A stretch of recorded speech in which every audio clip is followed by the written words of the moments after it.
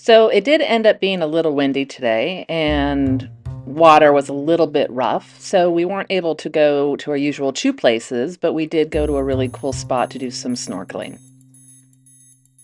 All right, so you see those blue guys there? Those are called damselfish. And then the ones with the yellowtail are yellow-tailed surgeonfish. So when we first got in the water the other day, I noticed all these yellowtail surgeonfish just flying past me. And I realized, oh, there's probably some predator that's coming after them. And sure enough, I turned around and looked, and these are yellowtails. And they were going after our friend the yellowtail surgeonfish.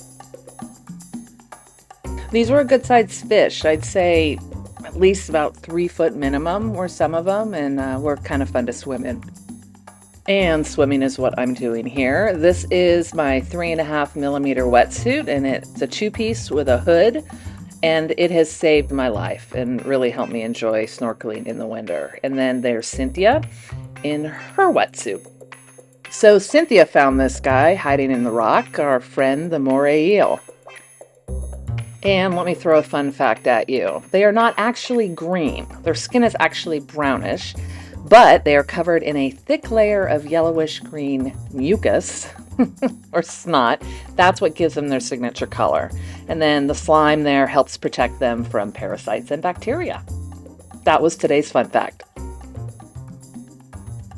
And I had to include this shot from snorkeling the other day. I was coming around the corner and he saw me suddenly and he stopped, and his back kind of just accordion into his front. And he's not going to attack me there. Their mouth is open because that is actually how they breathe. But yeah, he didn't stick around for long. Now here is Cynthia's favorite fish. It's a giant hawkfish. And here's a fun fact for you. So most fish have what is called an air bladder, and it's an internal gas-filled organ that helps them control their buoyancy. Giant hawkfish don't have this. So what you'll notice is they need to use their pectoral fins as they'll swim, and then they need to perch and stop resting on their pectoral fins since they don't have that bladder and they're not able to float in one place. And because of this, it plays into their hunting style. So what they'll do is they'll sit and then they'll wait for their prey rather than chasing it. And because they're so cute, here's a pufferfish. Now, I know I say this about a lot of fish, but these really have become some of my favorite. These are Combtooth Blennies.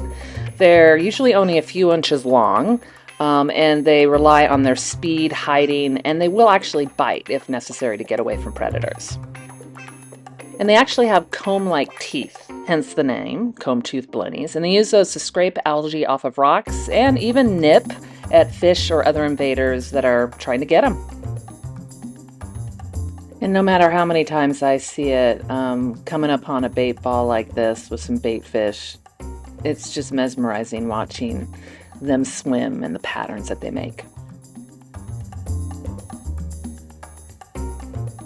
And I'll end today with this upside down yellowtail surgeonfish. He just caught my eye while we were snorkeling, and I just thought that was kind of funny. He was swimming upside down.